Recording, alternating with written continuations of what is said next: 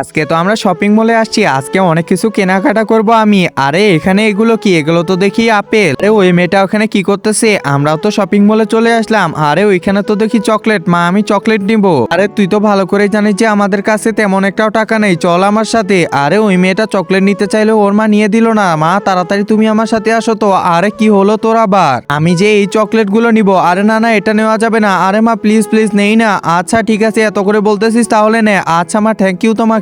এখন তাড়াতাড়ি চকলেটটা মেখে দিয়েতে লাগবে। এই যে এই মেয়েটা তো এখানে, এই যে শুনতেছো, এই নাও চকলেট। আরে আমি নিব না। আরে নাও, সমস্যা নেই। না না, আমি চকলেট নিতে পারবো না। ও আচ্ছা ঠিক আছে, আমি এত কষ্ট করে আসলাম।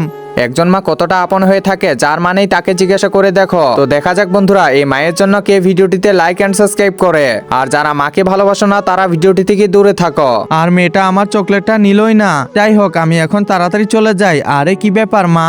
আরে রাজু, এই কারণে তুই আমার কাছ থেকে চকলেটটা নিলি? আমি তো এই জন্যই বলতেছি তুই তো এই চকলেট খাইস না। আচ্ছা, তুই অনেক ভালো কাজ করতে চাইছিস। হ্যাঁ মা, ঠিকই বলছো।